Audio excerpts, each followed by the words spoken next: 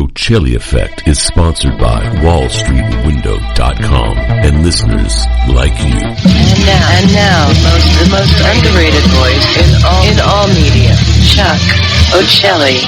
2nd of April, 2024, allegedly, according to that thing we call a calendar. This, the Ochelli Effect. You hearing us somewhere in time, probably, possibly, most likely, via the podcast. But we are live at Ochelli.com radio and on your fondle slab of choice, your applicable application through various radio apps. So here it is, Thor's Day. Now, it's odd that I have Mike Swanson right back on the following week because he's usually every other Thursday now. But Mike Swanson is back with us. And why? Well, he's joining Carmine Savastano.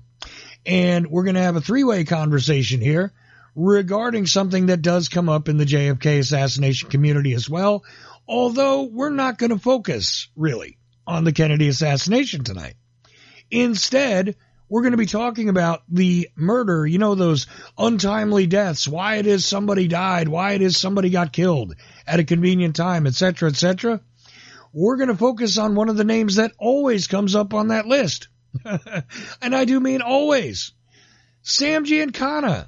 That's right, the guy who's always described as the godfather of New Orleans, the godfather of the entire South. Some people try to make it sound like he's Chicago. The guy running everything. Chicago, right. Sorry. I stepped over there. I know, Marcello, it's fine. Yeah, I stepped over into Marcello territory there accidentally, but Giancana comes up, and he's Chicago. Of course, Marcello is the guy from New Orleans. But anyway, point is that people make statements like that and mix things up and present it as fact. And they want to tell you that Sam Giancana, didn't exactly die of natural causes, which is true. But a lot of people say that was because he might have spilled the beans regarding the mafia's connection to the Kennedy assassination. And they'll put him, Marcello, and Trafficante into that box and say, look, here's three guys. They ran stuff, and they were running stuff, and if anybody was responsible, it's these three guys. And, oops, some people turned up dead. Now, Trafficante didn't turn up dead for a long time. Longest living of everybody. Yeah. Something worth noting. Yes, definitely something worth noting. And, Marcello, well, that's an interesting thing because the battle with the Kennedys in general, the problem where he gets deported to, Guatemala? Yep. Warring with the RFK as the attorney general and the crackdown on the mob. And oops, they wanted to get their casinos back. Like I said, and all of a sudden, it's a totally convoluted discussion. Anyway, we're going to talk about Mr. Giancana tonight and the circumstances surrounding his death. And Carmine has some information that will be brand new to most listeners. I'm certain of that. Anyway, before we go there, Mike Swanson, WallStreetWindow.com. Of course, be in the know, go to WallStreetWindow.com, the author of The War State, as well as Why the Vietnam War and a bunch of other books, but those are the two that I highly recommend. Mike, first, how you doing tonight? I'm looking forward to this discussion that you and I are not actually the featured presenter here, but along for the ride. How you doing tonight, Mike? Oh, I'm doing good. Yeah, Carmine's really dug up some interesting new information. There's no doubt about it. And these deaths that occurred, the Giancana murder, it really shook people up when it happened that were into the Kennedy assassination back then and congressional investigators and so forth because of the timing of it. Yeah, coincidentally, I happen to have, the YouTube Shuffle on, and Mae Brussels' shows came up on my YouTube Shuffle. And just so happens she was talking about the different, she would just say mobsters directly. And that was usually her term, mobsters and Nazis and whatever, oh my. Mae Brussels' show, thank you. Good night, ladies and gentlemen. Constantly with the Nazis, constantly with the mobsters. And I'm not saying Mae Brussels was entirely wrong, but it just so happens she was talking about this at a certain point. And I found it interesting, how somebody who, was using open source, stuff to do their research was putting pieces together and trying to assemble a puzzle. And later on, the way that a lot of people who claim that, the mafia is certainly a key player in the murder of John F. Kennedy, they don't have evidence to tie them to it usually. They have lots of suspicion. They've got lots of likely suspects and all that. But lots of names come up. And, of course, mob guys turning up dead. Surprised, aren't you? Anyway, it's a fun thing. Kind of part and parcel of the mafia deal. It kind of goes there's along with it. There's a possibility you could die during the course of events. Lifespans are not long if you sign on. Just saying. I mean, it's just. Well, Trafficante is, like you mentioned, he is a white whale in the mafia community to live to natural causes death. Yeah, a guy who was around, rare. Yeah, a guy who was around long enough to be tied to, indeed, yes, some interesting intrigues during the Kennedy administration. But then, of course, he's also around long enough to be on the same boat when the the undercover FBI agents, decided to use the same boat that was used in the ab scam sting. And Donnie Brasco is doing his thing. Trafficante gets on the boat that the ab scam guys got on that they used. The FBI used the same boat. That's a true story, and I always find that funny in the movie Donnie Brasco. But Carmine, you know what I'm referring to here. That's a pretty long line as far as being around and being a powerful guy in the underworld to survive. Yeah, not a lot of old time. Besides him, I'd say Accardo and a couple others. Well, they'll live on as advisors or as bosses for a longer amount of time or regain the position of boss. But you don't see a lot of them make it to their 50s, 60s, and 70s. Yeah, I mean, outside of that, there's some guys who never make the headlines who stay in, say heroin trafficking for 30, 40 years. But it's because they never made the headlines, Yeah. And Giancana was definitely one that made the headlines and got the attention of the DOJ early in the 50s from how brazen he was, he did things in my opinion that were impressive as far as, who he was going up against. So it's Sam Giancana versus the FBI. And I actually read one file where they had to do a survey on the over 100 fake aliases he had used. 100 fake to try to put all these people together as being the same person. Well, okay. Goodness. Fair enough. Yeah, Mike, go ahead. Oh, I've just said goodness. That's all. Yeah, no, it's look, it gets elaborate sometimes when you have to get deep into things. It gets kind of elaborate. Okay. Anyway, Carmine. So where should we begin? I think we should almost begin with the murder itself, right? The shocking news that comes out. When did that happen? When did he die? Let's begin there and talk about how people ran with it for a moment before you get into, I don't know, the facts.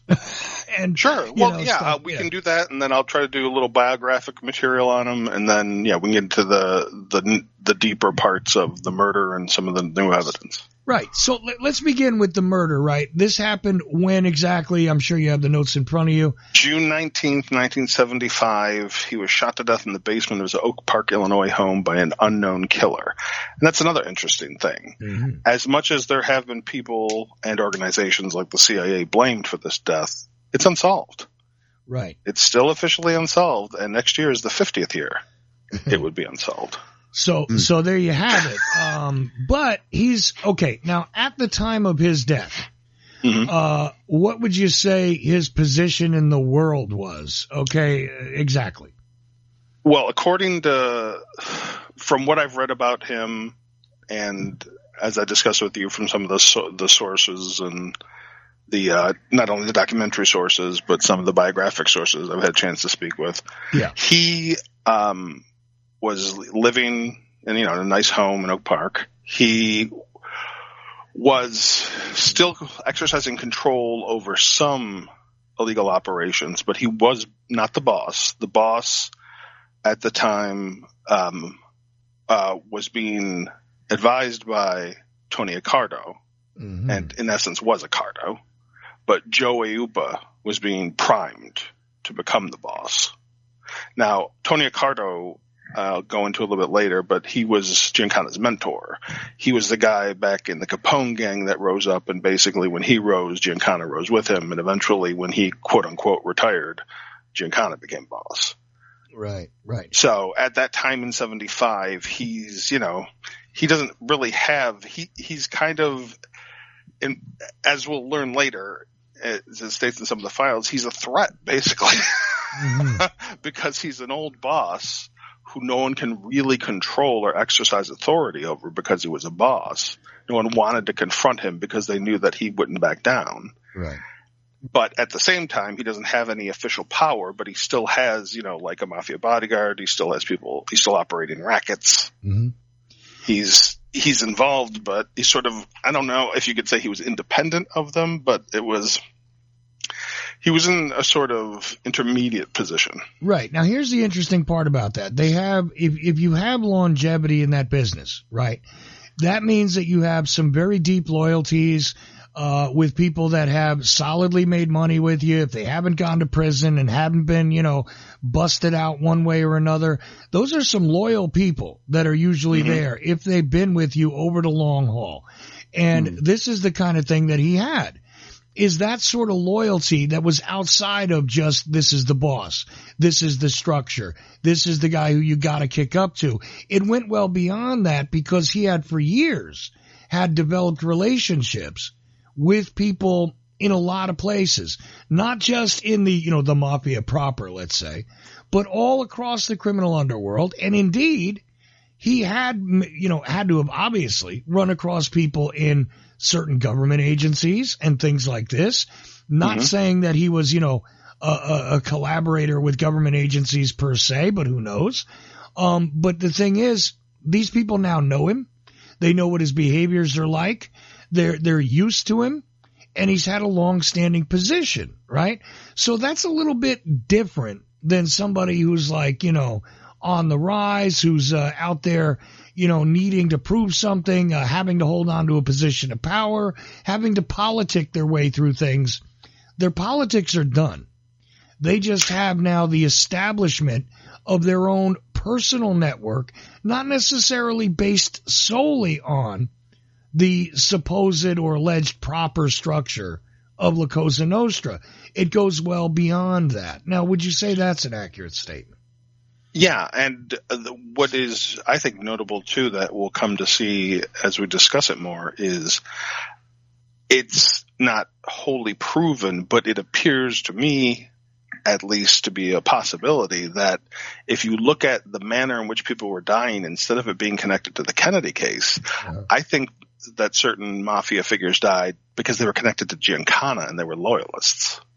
Well, but I think what was that? Was that the case for like Johnny Roselli who got killed? Well, Johnny Roselli's I think the possibilities as far as that goes would be Richard Kane, who was killed in 73, Johnny Roselli, who was killed in 76, and Charles Nicoletti, who was killed in 77, less than 6 months after Roselli, or roughly over 6 months. But all four of those men served Giancana in a close personal capacity. Roselli was his fixer. He set up all of his stuff in Las Vegas. They had stayed friends, and they worked together on the Castro plots. Right. Now, I don't think that has anything to do, but that's just one of the many things they did together. So, and Nicoletti was a similar situation. He was Sam's enforcer.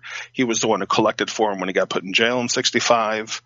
He was a trusted close friend. And Nicoletti, unlike everybody else, as we'll come to learn, was the only person who ever had a problem with Accardo and the bosses for what he believed they killed Sam.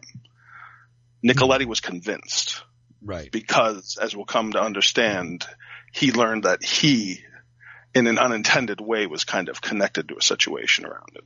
Now, these names may sound extremely familiar to somebody who's followed the Kennedy case for many years for many reasons, but one of the key reasons might be because it comes up in the narrative given by James Sutton, who is also known as James Files, who, on the 60th anniversary was apparently threatening to show up on the knoll and show people exactly where he was standing, allegedly, right?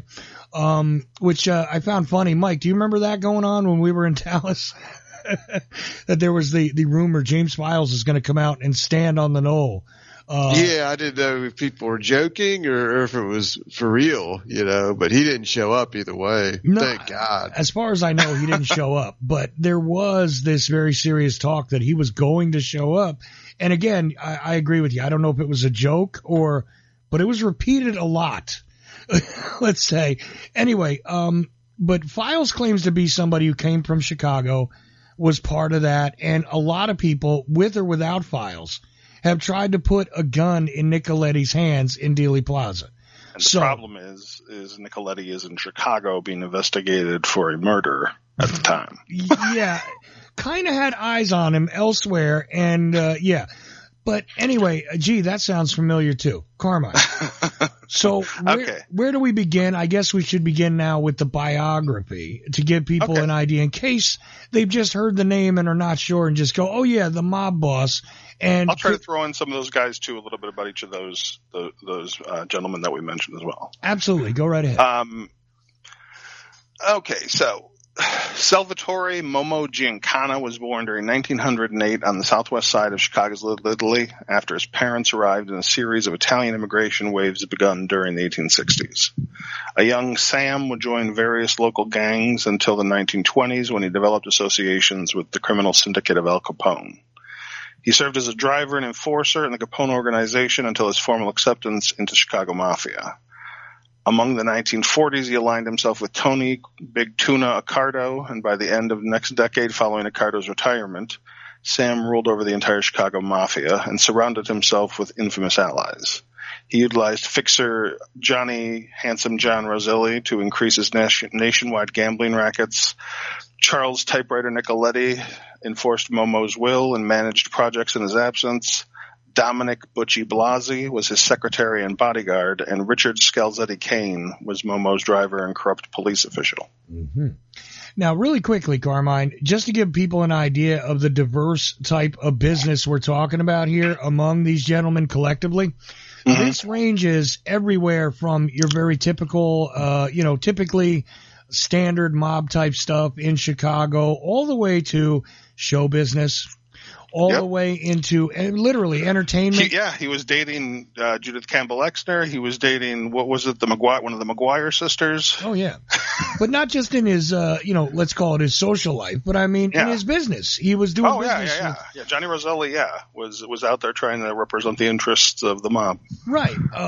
There's even the possibility that these guys had little interests in people like Elvis Presley, and so on and so forth. Now, I can't prove that, but it is said and does seem to have some reliable information connected to it. And Hollywood and the mafia, this is something that's gone on, but you also have the Vegas, interests, so on and so forth. But it's so diverse that it goes all the way from there to the Castro plots, right? Where indeed, just like we read in the wonderful assassination guide, hiring criminals in order to facilitate certain things, when they already have established business contacts, well, it made sense to get some of these guys who might have been running casinos in Cuba, under the regime previous to Castro, to maybe involve them in the Get Castro projects. Now, there are some people that say, well, that was the whole thing. There was a really popular book there for a little bit that went out there and said it was all about Cuba, right? It was all about the mob wanted their casinos back in Cuba, and the only way that they were going to get that is to kill Kennedy, and so on and so on. A completely ludicrous idea, but the American public can buy it because they don't necessarily understand how these things were flowing or do flow even to this day. So anyway, back to it. That's a pretty diverse set of business interests, wouldn't you say, Carmine? Yeah, and that's just some of them. Those are 5 notables that I found. But yeah, he worked with dozens of people and dozens of projects. One interesting one that I mentioned in the article that's in the references is that he had a cousin, I believe distant cousin, but it could have been a direct cousin, who was serving in the Illinois legislature during 1963. Yeah, sure. And he was trying to get him to become a ward captain instead. And we pushed out the old ward captain, but that drew an investigation, and they found out what he was doing. So so I think just consider that for a moment, for all the people who you want to say, they had long planned this. Even Giancana was kind of busy. during 1963 with other stuff. And it's also unless some sort of plan comes out or documents of a mob plan. I mean, we've discussed this before. I can understand Jack Ruby. That makes sense. Mafia connections, he got pushed out of Chicago in the rackets. He's a minor player. He's easily manipulated. Sure. The Mafia could have had a part in Lee Harvey Oswald's death. Oh, yeah. But that doesn't mean they killed JFK. Well, and there you go. Okay. And you could, in some ways, connect, you could connect Ruby to Giancana, right? Yeah. So, there you go. That's it. No, that's not it. I'm sorry. Because he was a loser. He got pushed out of town. Yeah. If he would have been strong, Giancana would have wanted him to stay. He would have kept him, right. So he was good, but he was still a useful guy. And could. Oh, yeah. Later on, sure. Yeah. But here we go. Okay. So Ruby is connected to him as well. It's not just the Files connection and so on in Castro. No. Yeah, James Files' myth has nothing to do with any of this. These people are all legitimate. Now, besides Ruby, but these others are more legitimate gangsters who actually have a real record. But it's like with Roselli. People try to work Roselli into some sort of Dealey Plaza scenario, and that doesn't work either because he's at the Desert Inn Hotel under FBI surveillance. Another thing is that Giancana, Roselli, Nicoletti, most of them were either under police or FBI surveillance most of the time. At the time, in fact. Yeah. And, and the funny thing is they also try and transform,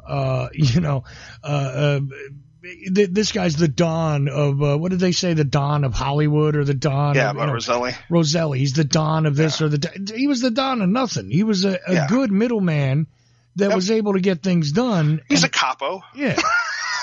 So he was like a multi-state capo. Yeah.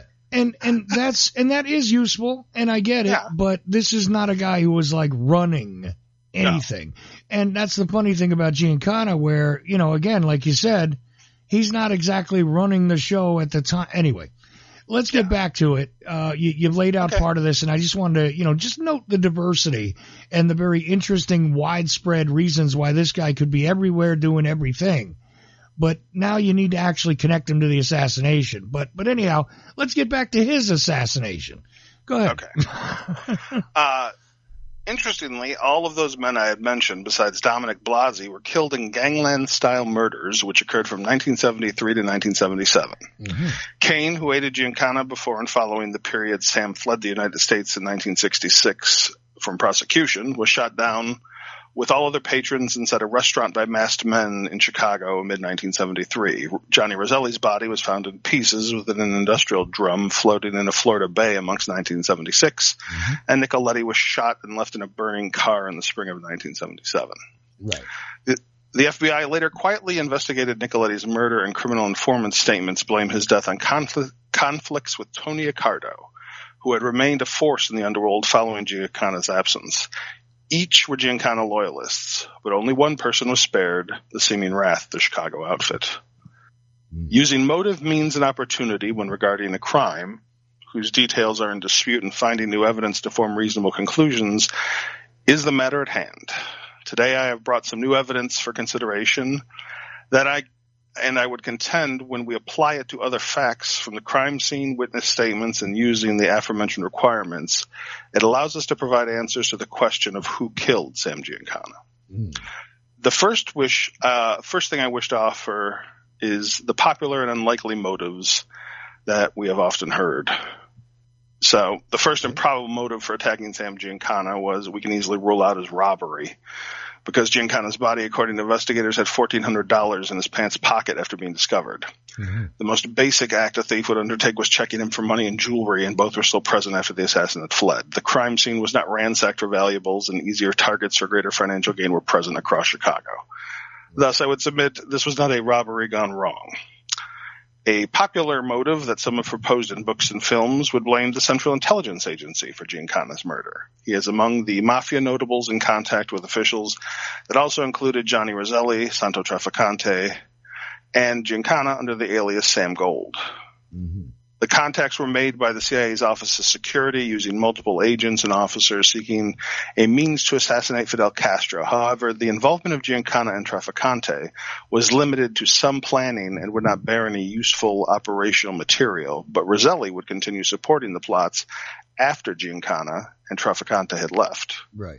Yet even Roselli, similar to his criminal superiors, had no real use in exacting a plot against Fidel Castro. Nevertheless, many believe the agency was responsible for Giancana's death because of these associations. However, there was no reason to kill Giancana because he did not possess an imminent threat and had no information regarding the plots beyond for that reason. I want people to understand he was a threat for other reasons, but for the Castro plots, there was no imminent threat. And no information regarding the plots beyond his limited participation or what Roselli might relay to him was available. I would note the press by the early 1975, far before he was killed, had begun to reveal the Castro plots, while congressional investigators pursued every fact possible. Sam was called to testify later that year, but he was killed prior to the date of his testimony. Mm-hmm. Those who might assume this was another reason for the CIA to be responsible may not have consulted several of his former testimonies and his response to questions posed by multiple Department of Justice and congressional officials. He would respond often by invoking his Fifth Amendment right, and in some cases laughing at their attempts to force him to reply throughout the 1950s and 60s. Right. There's one instance where Robert F. Kennedy calls him a little girl for laughing, or says he laughs like a little girl because he laughed at them. I thought little girls laugh, Mr. Giancana. Yeah. All right, go ahead. Sorry.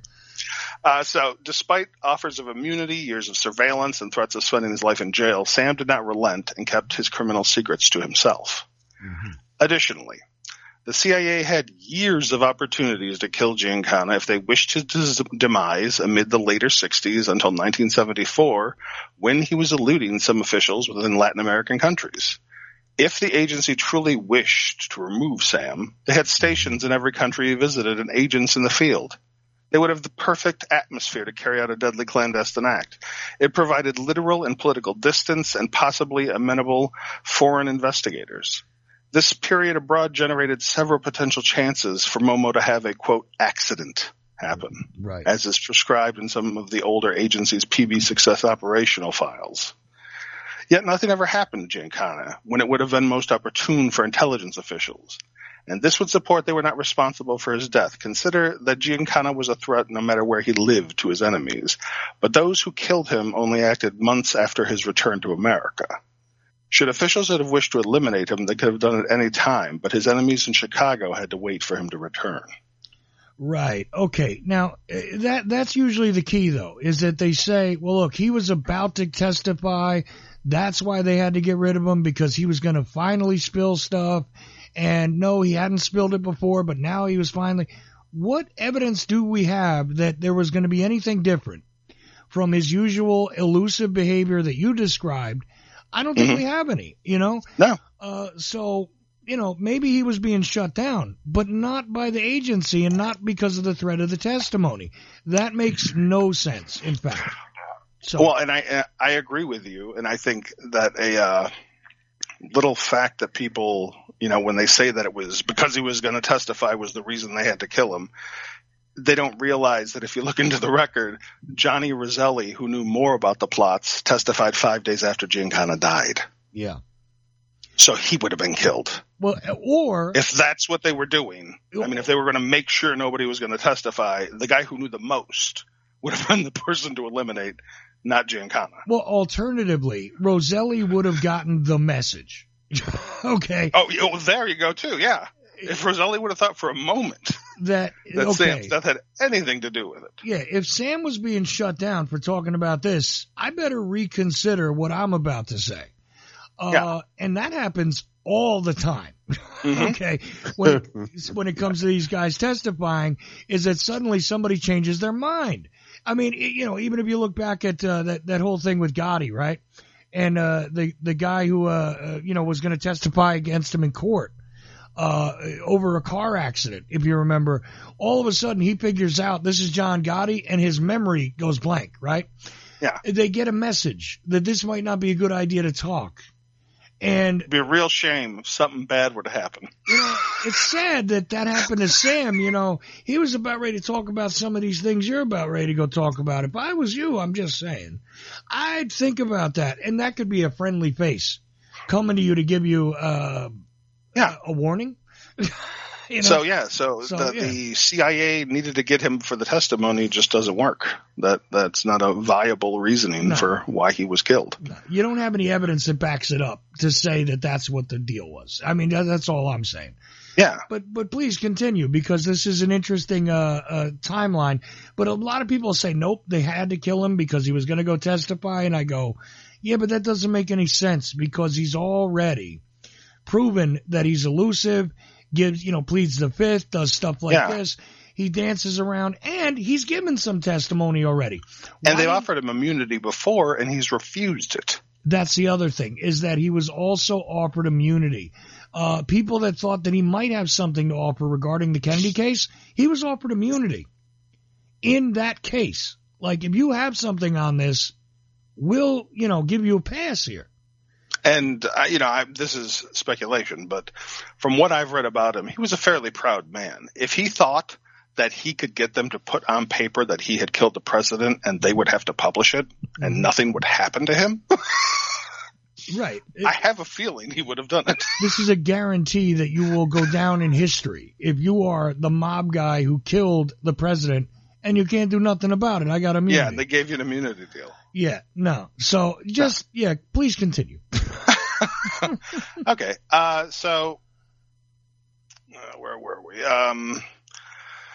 So the means, I think the timing, the timing, Roselli testifying. Okay. So, they were awaiting him back in Chicago. Right. That's it. So the means by which he was killed also defy usual methods and the agency has no inside person with foreknowledge of the crime scene, Giancana's habits, his schedule, or his full trust. Only the FBI had him under the sort of surveillance that would provide that. Right. Now, only the FBI, and I don't think the FBI did it. Okay. Now, but really the quickly, FBI did have the information of what was going on in his life to know those things. So it has to be someone close to him personally. It can't just be as they were, right? As the rap song and Young Guns say, some geek off the street. Can't be some geek off the street. It has to be someone who actually is close to him. Now, why does that make sense, Carmine? Because tell me the circumstances. When he dies, he's like making breakfast. There's nobody else around. And guess what? How do you know that? Go ahead. Well, okay. So, the Chicago outfit, this will lead into your question. So go ahead. The outfit, in my opinion, had distinct and officially recorded motives to eliminate Giancana before his extensive criminal reputation and connections might allow him to regain lost power in Chicago. Mm-hmm. Giancana, according to FBI investigative documents, was considered a threat to Tony Accardo's power, as we stated before, Sam's former boss and mentor, and he was bringing renewed attention to the mob. That's the reason why he originally was displaced. They were afraid the Justice Department just wouldn't let up in the 60s. Right. What the Kennedys had started, the Johnson administration continued, and the FBI began to surveil him everywhere, plant bugs in bars he'd go to. He wasn't going to get away. So the mob basically said, you have to step aside, which drove him out of the country because he knew they'd just start to try to prosecute him, and he wasn't going to testify. So Giancana was allegedly also romancing a different mobster's wife, and had discussed possibly regaining more of his former criminal territory. This information alone does not implicate the mafia, but establishes with some evidence more reasonable motivations to kill Giancana that do not require speculation. Right. Giancana was a rightfully paranoid man that was under government surveillance almost constantly during portions of his life due to his criminal undertakings. But to get close to him, as we said, required a trusted friend with the right weapon. Mm-hmm. Public information regarding the origin of the Giancana murder weapon has been limited, and not until the more recent JFK records releases did such information emerge. Following the 2017 JFK releases, there was so much information to process, I had to start archiving files with just a basic description and possible use. After thousands of such files, I then had to make folders to organize the files with added information and set them aside to process more files. Right, and let's not forget here that if you're somebody who's considering killing Sam Giancana, and he knew he was under surveillance constantly. I mean, to the point of he was literally, when they would put new undercover guys on him, he knew about it, and he would approach them himself. One of my favorite things that I actually read in the FBI documents was they were complaining that he said that he was always under surveillance because he's not always under surveillance. It's like, okay, guys, 5 days a week. Yeah. But anyway, he would literally approach some of these FBI guys. So, all right. So he knew it. Other people on the street knew it. So here's your problem. you know that you're constantly under surveillance. That means government eyes are on this guy. That means somebody going to try and get up close to him and kill him is going to be seen by the people that are surveilling him. Yes? So, it should have been seen. So it gets weird here, but go ahead. Yeah, they apparently weren't surveilling in that most important time period. Apparently. Yes. But again, this is because, and I'm telling you, this guy's cooking breakfast, by the way. But or a late night snack. Late night snack. Or it depends what you want to call it. It's However almost you want midnight. to call it, yeah. But either way. So, and he's not accompanied by anybody. He's not in the middle of anything. This isn't, Spark Steakhouse. Okay. All right. Go ahead. Okay. So like I said, after going through all of that and still trying to organize all of it, one of the files that I had put aside years ago that I finally came back to, that I knew was worthwhile and helped me dig into more of this, was something about Giancana's murder weapon. Mm-hmm. So the weapon used to kill Sam Giancana was a .22 automatic pistol equipped with a silencer. But this weapon was one of a pair that was purchased by an unknown criminal from the TA Miami gun shop in Florida amidst 1965. The gun business was regarded by the FBI later as a dummy corporation that did illegal arms trades with criminals and Cuban exiles. The other pistol related to the Giancana weapon was used in the still unsolved murder of outfit associate August Meniaci, a murder whose prime suspects were gangster Paul Shiro being the shooter and his driver, Charles Nicoletti. This would conform to the hit squads that Nicoletti was leading at the time that's available in other documents in the course of the 60s and 70s, in which he oversaw and planned murders and chose assassins. Yet a key piece of information is the weapons are in the possession of the Chicago outfit at the time of Giancana and Meniaci's later death. Right. So we can establish where the means emerged. Not the CIA, but the mafia provided the weapon used to kill Sam Giancana. Right. So Giancana's driver and bodyguard Dominic Blasi has been deemed by some the murderer over several years based on known circumstances, but no definitive answer was possible. However, after reviewing the evidence and more recent available FBI documents, I must agree with that assessment. The suspect pool, based on witness statements, official surveillance, and access to the weapon, is quite limited. Of those criminal suspects, only Blasi knew Giancana's home well, was present at the crime scene just before the murder, where Giancana had been cooking, which consumes precious time, as Chuck mentioned, in the small window he can be killed unobserved, and this would mean he had to turn his back to whomever was there when he did so. Dominic Blasi was a trusted friend, and Sam had no reason to suspect he would end his life. Among the details known to the killer was the soundproofing within the basement ceiling, a loud air conditioner upstairs, a recessed door that partially obstructed the view from upstairs, and the basement exit to leave unseen. While some factors might not conceal the sound of gunfire, with the addition of a silencer, as we know was used, and a loud television, that appears to be what occurred. The suspect leaves unseen out the back before Giancana's body is discovered, less than 30 minutes from the last time he is seen alive. Yet the role of Dominic Blasi has been overshadowed by claim of agency responsibility, and it was hidden in some instances by the FBI. Unknown to the Chicago outfit was that Blasi had made several contacts with the Bureau and his status as a criminal informant. While most of the information Blasi offered the FBI regarded Sam Giancana and himself, it appears he was loyal to some in the mafia, but not its leader. The Bureau had concealed the murder weapon information from the public to likely protect their source of useful information, and in doing so have kept its association to be revealed to the public.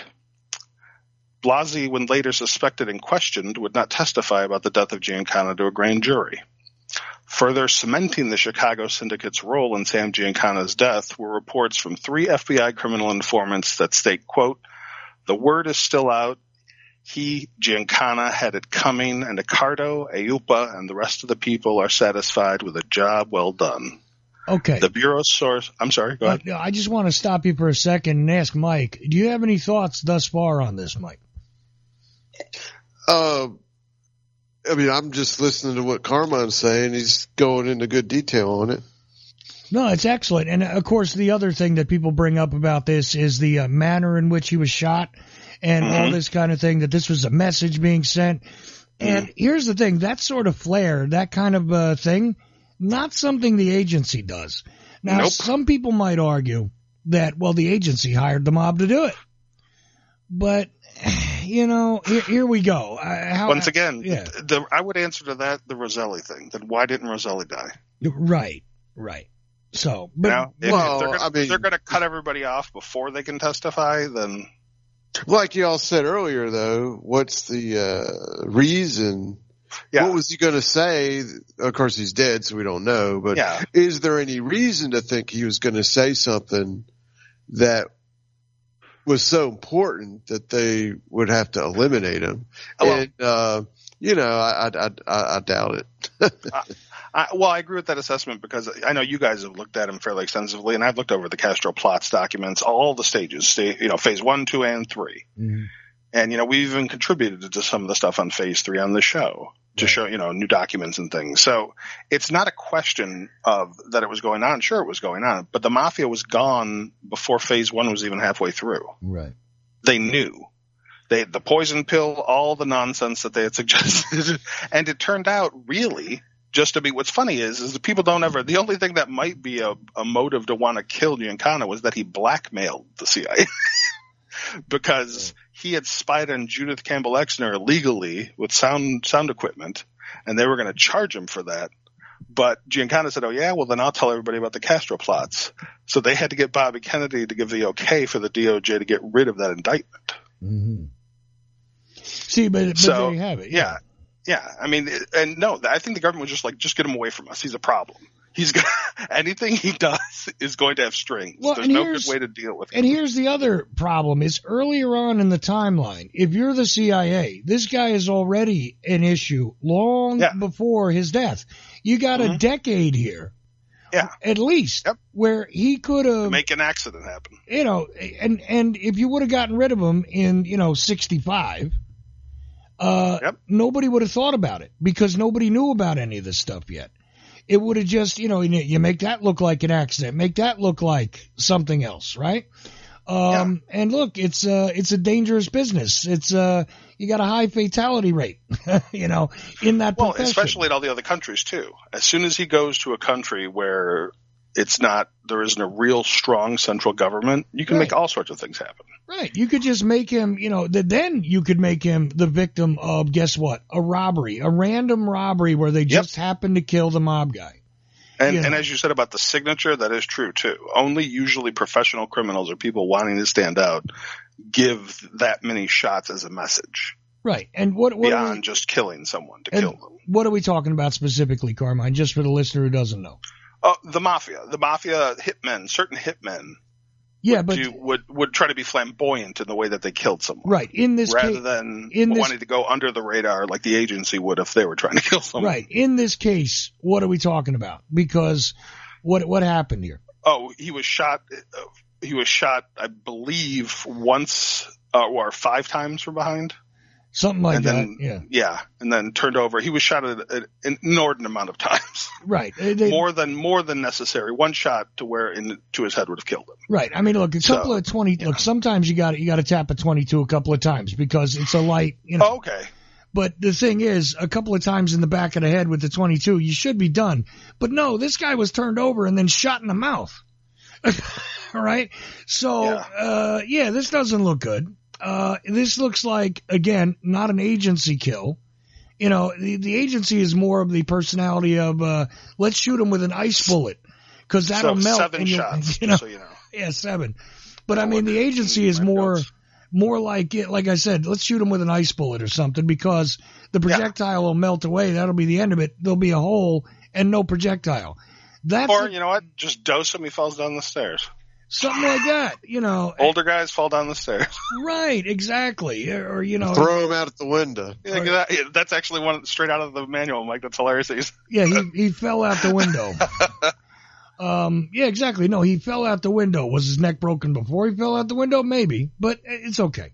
Yeah. Well, and I think once you had the long-standing information and a lot of the information that it likely rested upon Blasey, but once I was able to close that window down to less than a half an hour while Giancana's cooking, another thing that I noticed when I was looking over the case file was there was no smoke in the basement. Mm-hmm.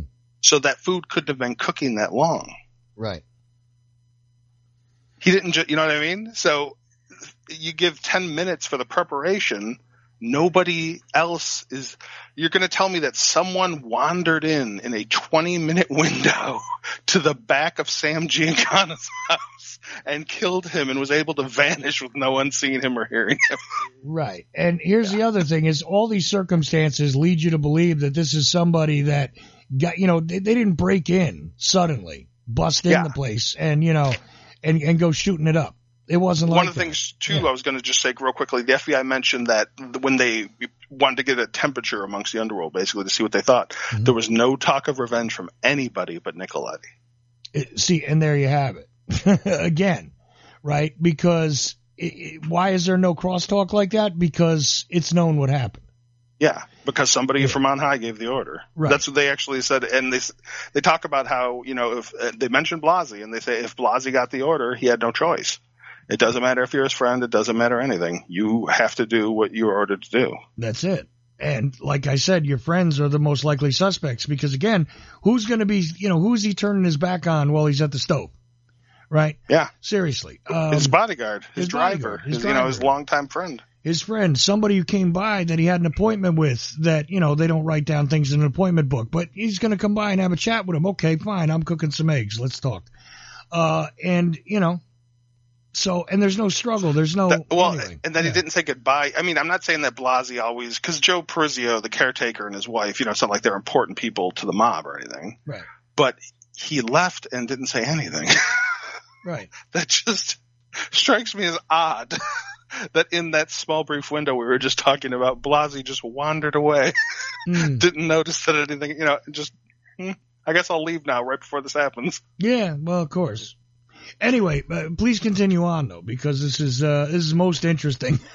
And okay, yeah, got about 14 more minutes. So yeah, yeah. So the bureau file stated it had to be someone that had the complete confidence of Giancana to be able to get close enough to kill him, and everyone should note that all this was hidden. Like all these bureau files were sealed in the JFK files. Mm-hmm. In my opinion, they had nothing to do with beyond. I think the way the bureau was able to hide them was via Exner, and because there was talk in part of one page of the file of Exner, who is connected to the JFK case. Right. See, because Giancana's files got deep sixed. Yeah, when you have people that are common between two individuals and you're tracking them on one half, you can't have them disappear and, okay, we can't talk about them now. So this is where the problem is, right? And it's not because they were, clearly this is a cover-up for the Kennedy assassination. No, it's because he had a couple of common associates in common. This is what the thing is. And there's more to it than that, too, because don't forget, what does everybody else bring up, too, when they start talking about Chicago? Well, the Chicago Mafia helped the Kennedys steal the election. That whole story, too, right? Yeah. So, look, is it a truth that there were people in the Chicago outfit that knew some of Kennedy's people? And did they have friends in common? Did they have this one lover in common? Yeah, that's what I'm saying here. So that's enough right there to deep six this, because you don't want to be talking about, well, meanwhile, this associate is going to see the president or whoever, right? Mm-hmm. So yeah, that's exactly what happened. So please continue. Okay. Yeah, so like I said, one of the big things the FBI noticed, and one of the things I think that helps cement Blasey as being our suspect, is that they had beyond all the other circumstances and beyond that he was the only one present in the window and beyond that he left without saying anything to anyone, that he was among those who didn't bid revenge. Mm-hmm. If Blasey was this true ally, this true friend, why didn't he do what Nicoletti did? And the FBI will go on in later documents that I cite in the article to think that perhaps Nicoletti was killed because he was a Giancana loyalist, which makes me think that there's the possibility not for the JFK case, but for the death of each of those loyalists because of their connection to Giancana. Right. Anybody who's going to complain about this now has got to go as well because they weren't along. And that's the thing. It's not because they don't care it happened. It's because they have an explanation in hand. Because what happens when a mob guy is killed and nobody saw it coming, right? It's not an authorized hit. It's not known what happened. These guys run around for a little bit going, what the hell happened? First of all, you can see it in the wiretaps. You see it in the communications. They call each other up on the phone. Hey, do you know what happened over there? Yeah. I mean, this is the way it goes. This didn't happen in the case of Giancana dying. There weren't people making these inquiries. Hey, does anybody know what happened over there? No. Yeah, no. And then that there was no talk of revenge. What I think is interesting, too, is I think Roselli, in his own way, he wasn't as bold as Nicoletti. He didn't try to confront Accardo or say it was wrong and that, whoever did Sam was wrong for killing him. Mm-hmm. I think that Roselli, if you notice, Roselli retired in 75. Right. So I think Roselli just stepped back. He didn't want to be next. Well, but that's the thing. And unfortunately, it didn't matter where he went to. Well, but there you go. Look, I mean, once it's signed and sealed, but that was his attempt to say, you know what? All right, fine. I'm done here. Okay. No, I'm not a threat to anybody because I'm out. Yeah. And that was the move there. So really this leads me more to believe, and everything you're laying out plus other things I know are showing me this is more about, you know what? A threat was gotten rid of because of the hierarchy on the street. Mm-hmm. That's what it was about. To remove the entire Giancana infrastructure, which required Cain's death, which Cain could have been the first step. Once Giancana was dead, then they had to rely on the most powerful loyalists, Roselli and Nicoletti. Roselli backs off, he retires, and then he's killed the next year. Nicoletti presses the issue. I think Nicoletti pressed it too. I don't know if maybe he knew the actual person who bought them, but I have a feeling Nicoletti might have found out later on that the partner gun that killed Sam was the one he used on another job. Mm. That they might have come from. I mean, if anybody had a shot to know where it came from, he was the guy in charge of assassinations for the mob. Right. So, but clearly, if he's complaining about it, he wasn't in on it. Yeah. And they kind of almost linked him in a sick way, right, to it by using it for the Meniacci murder. Which is another problem here where purposely almost somebody will do that. I mean, and these guys will turn around and use the same gun so that you got a ballistic connection. I've heard of this before where that's done on purpose, where it's like, well, we're trying. Oh, I'm sure they were using other. Both weapons had been used, I'm sure, in prior. It had been 65. Yeah. So for 10 years, these guns were probably in use in various crimes. Well, either that or they sit around waiting for something that you want to connect to something. Or something special. Yeah. And that's the thing. You got this thing, it's a murder weapon. All right, so you keep this. This is how murder weapons get discovered. How come this guy held on to this gun so many years later? Run something by I'm looking, as we're speaking, that I found a newspaper article about Roselli. Mm-hmm. And I'm not going to read the whole thing to you, but it's a Miami newspaper, 1976. Yeah. And just the first paragraph says that the killers of John Roselli gave him the traditional gangland farewell drink. Then they strangled him and shot him in the belly so that abdominal gases would not cause his body to float. Mm-hmm. But they miscalculated. He suffered from emphysema, which created pockets in his body anyway, and that lifted the gallon, 55-gallon oil drum that they put him in into the surface of the bay, and that's how he was discovered. But evidently, when they did the autopsy, they were able to figure out that they gave him that he drank something and he was shot in the belly and strangled. Well, that doesn't sound like CIA stuff either. Oh, no.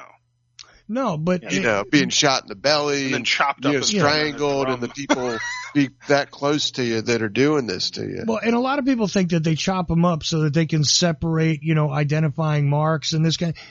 Truth is, it's actually the methodology you just described there.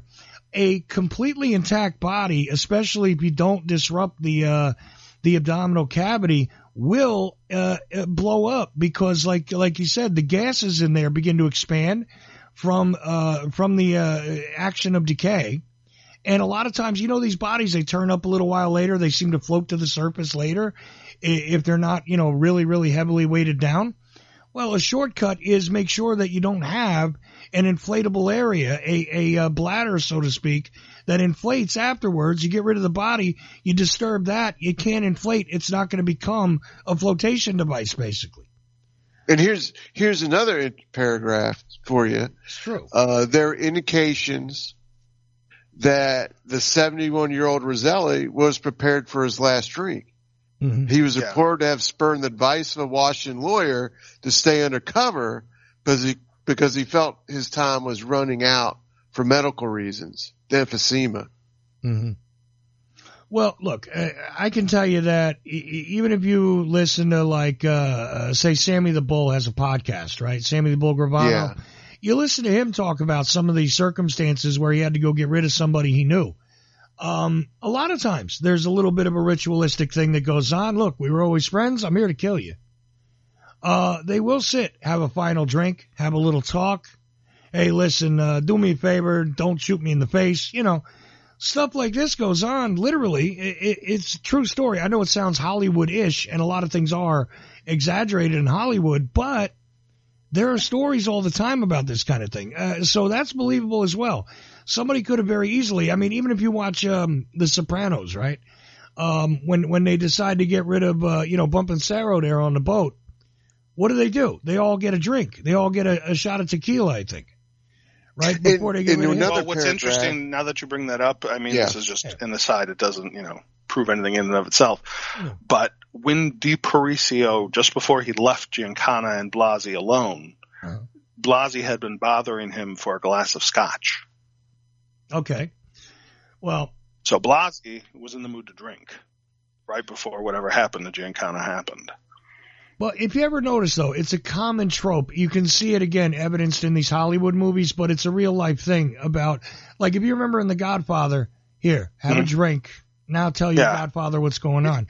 The idea of you have a shot of liquor before you deal with something significant. The shot, a little bit of alcohol before you're going to get shot, or you got to go kill somebody. Okay.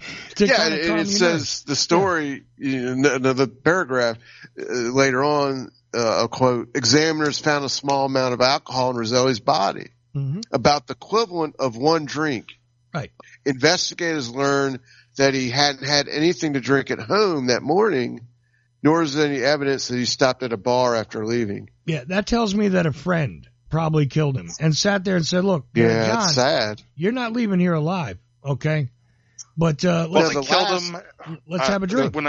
I'm sorry, go ahead. The last paragraph, and I'll stop with the story, but former CIA Director William Colby, while admitting the agency enlisted Roselli and Giancana in an unfulfilled plot against Castro, he said, I can guarantee you the CIA had nothing to do with their deaths.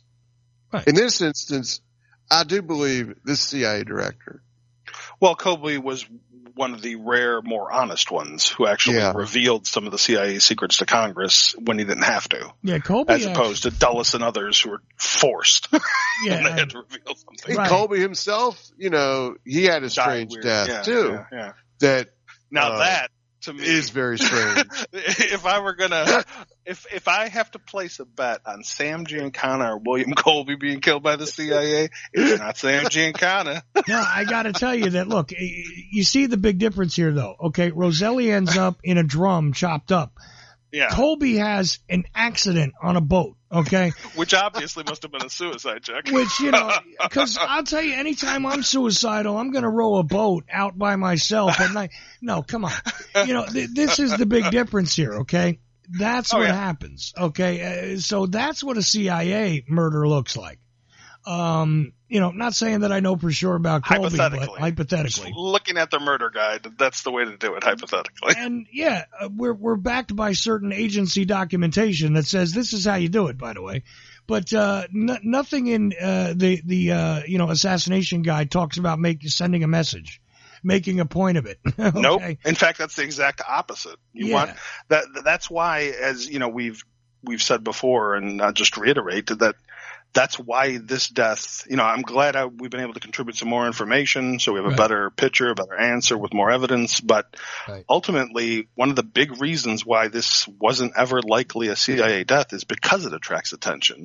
As I've said before, James Bond is the worst spy in the history of spies because he attracts attention. It's the guy in the back of the room, the little fat guy with the house drink. Yeah, exactly. Everybody knows this guy's name. Everybody knows what he drinks when he comes into the bar, and he has a crowd gathered around him. This is not the MI5 or MI6 guy you want to hire. Okay, So no, that's the piano player. Right. That's not the spy. No, the guy who's really the MI5, MI6 guy is pushing a broom. Okay, yeah. You know what I mean? That's what he's It's all about, the word clandestine means something. Yeah, it does. It actually does. So, all right. So, Carmine, let's bring this to a head, if you will, because I think this is a worthy discussion. But again, people jump to conclusions and they, confabulate things here together, and they make these composites out of stuff. You're sending a message. That's not the CIA's MO. You're able to get in with a guy at a very particular time. You got a very suspicious individual who's coming in and out who doesn't even bitch about it afterwards. Looks to me like, Yeah, what else can you do when you have all the facts of the crime scene pointing to one person? Only one person has access and the foreknowledge. Oh, another thing that they had to have foreknowledge to know. There was a recessed door that was partially closed that obstructed the body's view from the stairs. Right. So they even knew that at a certain point at the stairs you could see the body. So if they just pulled this recessed door just a little bit farther, it'd be harder and it would take a little longer to find him. Yeah. So you had to have intricate knowledge of the Giancana home. You had to have intricate knowledge that Sam always left the back door unlocked till a certain time. You had to know you could come and go through the back without being seen. You had to know that the air conditioner was loud, that there was soundproofing. It's too much to be someone has to know these things, and there's only a couple of people that do, and Dominic Blasi is the only enforcer who is present with him during the short window of roughly 20 minutes. Right. And again, unseen. And again, when you have the associated weapons, right? I mean, come on. Yeah, when the weapons come from the mob, when there's no talk of revenge, when Accardo and Ayupa are pleased by a job well done, quote, well done. Right. So, they're not sending thank you notes to the CIA for a job well done. Just saying. Yeah. Okay. Anyway. Well, and like we discussed earlier, I think Johnny Roselli really turns it for me where people who want to say it's not. Because if they were going to kill someone, they would have killed the person with the most intelligence, and that was Johnny Roselli. Mm-hmm. They would have taken him out before he could testify, not Giancana. Giancana was a threat to the mob. Right. The Chicago Mafia and Accardo had to deal with him quickly because if they didn't, let's say that he would have been successful and he just started to regain some of his territory, and then people like Roselli and Nicoletti went hard to back him, they could push out Accardo and whoever he wanted to be his successor. Exactly. So there you have it. It looks like the means, the motive, and the opportunity all seem to fall elsewhere, not with the agency, not with the FBI or whatever. You don't have a government agency here behaving like this. I'm just saying. And clearly, even though there's a guy that, was mixed in with people who worked with government agencies, that is not his primary job. And again, the aftermath, the way people behave, like I said, if it was something that they were blindsided by because the agency took care of this guy, you would have seen the static of what the hell just happened to our guy Sam. You know what I mean? You would have seen well, that. and I just wanted to mention too, as you guys, when we brought up Johnny Roselli's murder, that wouldn't have just been a Chicago thing. Right. They would have needed permission from Trafficante, or the order had to come from Trafficante to take out Johnny Roselli. Because it's in his territory. Yeah, exactly. Because you can't be doing that when it's somebody. Yeah, exactly. It's outside of Chicago. So this goes beyond Accardo to go get Roselli. If you want to take out all of his, which is crazy that they're still trying. I mean, we can't say for sure about Roselli, but certainly Giancana and certainly Nicoletti. But to me, it amazes me that they were still killing people in 77 and Sam was dead in 75. Yeah, right. And look, there's a lot of reasons why somebody might have wanted to try and get rid of these guys anyway. Okay, so there's many different possible motives.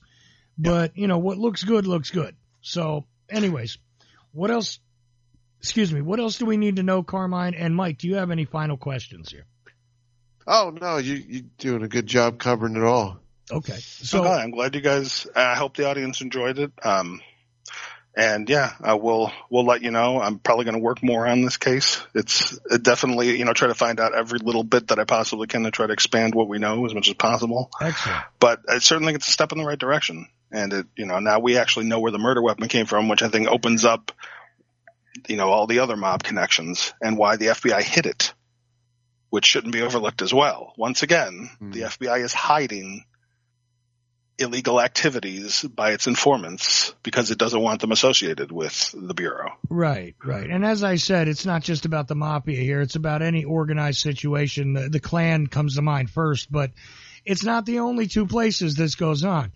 I would even say that some of the violence that erupted among activists, even let's just go with the Black Panthers and the various, organizations that were connected to that, and you have some violence going back and forth here. The FBI doesn't want you to know that some of these guys were their people, who were participating in this. Anyway, so all of that having been put out there, what is the link that they can go to at TPAAK.com, which, by the way, stands for Two Princes and a King, which happens to be the title of Carmine's book, which is a concise review of 3 assassinations from the 1960s, which I didn't mention before, but need to mention it now.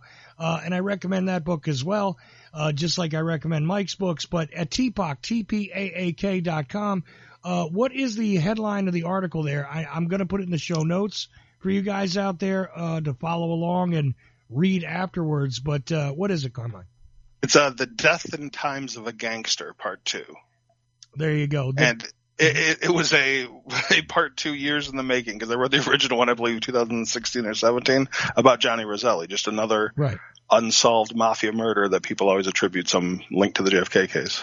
There you go. And look, you had to put the files aside, and it took a little time to get back to it, and you ended up with a big stack of stuff. So sometimes these things take time, and definitely well worth the wait. So more to come, slowly but surely. Exactly. I got to wade through them.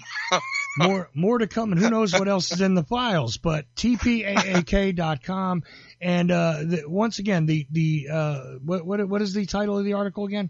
The Death and Times of a Gangster. The Death and Times of a Gangster, Part 2. And like I said, I have that noted, and I already have the links there. I put it in the live chat room at Ochelli.com. Thanks. Which you can always roll back, but it'll also be in the show notes with this podcast. Meanwhile... And in there... Yeah. Mm-hmm. Oh, I just want to say real quick, in there, at the end of the article, in the references are all the NARA numbers. All you have to do is just copy and paste that number into Google, and it'll take you to the National Archives. You can, whatever I don't have linked, you can look at yourself. There you go. So you can examine the documentation for yourself, because he's giving you the NAR references. Anyway, Mike Swanson, again, glad to have you along. I know you didn't put much in on this one, but this was definitely educational, I would say. How do you feel about it? I enjoyed this, and I think Carmine did some solid work here to put a realistic context and spin on this thing that people speculate about regarding the Kennedy case all the time. What do you think about it, Mike? Oh, for sure. I think it's well worth people's time to go back and listen to this show. Hopefully it'll be, archived on the internet. People will do that. because as you said, it's something that comes up quite frequently. Right. These deaths that happened to Giancana and Roselli and a few others in the 1970s. Right, and it's always a guarantee that these guys are on the list of inconvenient deaths. I see that. Right. Yeah. Every week I see this, and they try to put 150 people on there, and some of them didn't die until 1986. But they needed to get them out of the way. Anyway. Yeah, those generational hit squads apparently. Generational hit squads. That's hilarious. Perfect. But you know what? Sometimes you can read articles like that at wallstreetwindow.com because it's not just about Wall Street, but not that often. Occasionally Carmine contributes over there, so you never know. But anyway, be in the know. Go to wallstreetwindow.com. And although Mike is not going to write about this kind of stuff in his book on Vietnam, who knows? Maybe one day he'll consult Carmine or collaborate with Carmine on his definitive JFK book that I imagine that Swanson could write about, a few years from now when he's done with his Vietnam series. But here I am telling you what to write next, Mike. What do you think of that? Well, they need to come out. There you go. And it'd be great to see that. Look, I love the way Mike writes. So, again, The War State and Why the Vietnam War, both books I recommend by Michael Swanson. wallstreetwindow.com. Sorry, I stuttered there. wallstreetwindow.com, the website. And Carmine Savastano, Two Princes and a King. Okay, again, the concise review of 3 assassinations from the 1960s, the 2 princes being, of course, JFK and RFK, and the king being Dr. Martin Luther King Jr. And obviously Carmine, somehow crams that all into one book. But you can definitely check that out. I recommend that as well. So there you have it, Carmine Savastano and Mike Swanson with me here on a Thursday. And I think this qualifies as we used to call this Sinister History Night on the Ochelli Effect, but maybe we'll get to another Myths episode soon, and who knows what else we might do next. So no matter who you are... Yeah, this qualifies as Sinister History. Yeah, it does. So no matter who you are, where you are, when you are, remember this, and I'm glad that Mike Swanson and Carmine Savastano were with me, but...